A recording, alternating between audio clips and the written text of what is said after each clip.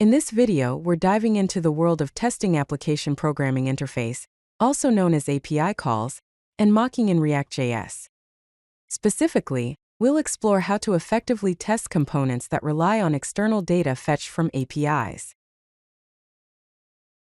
The challenge lies in testing components that depend on external dependencies, such as APIs.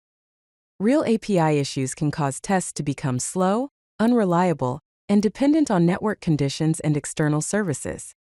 The solution is to use mocking, which replaces real API calls with predictable, fast mock responses for reliable testing.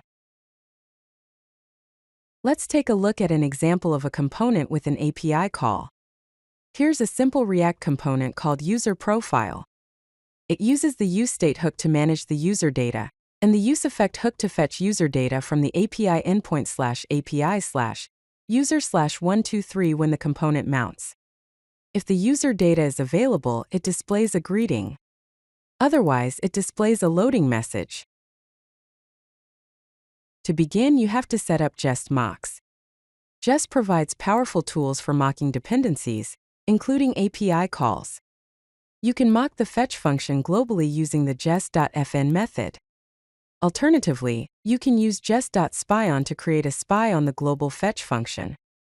Then you can use the mock resolve value method to define the mock response. Now let's write a test for the user profile component with a mocked API response. First, we define a mock user object with the desired user data. Then we use the mock resolve value method to specify the mock response for the fetch call.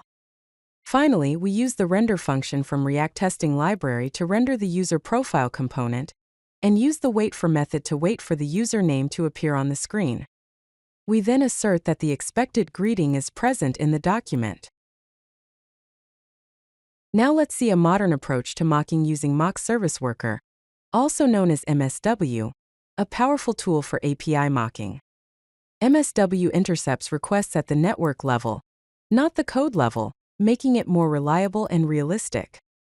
It works with any request library, such as Fetch or Axios. Plus, it offers easy setup, allowing you to define handlers once and use them in tests and development. Here's how you can set up MSW handlers to define mock API responses.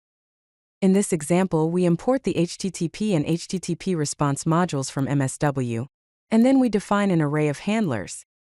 Each handler specifies the route to intercept and the mock response to return.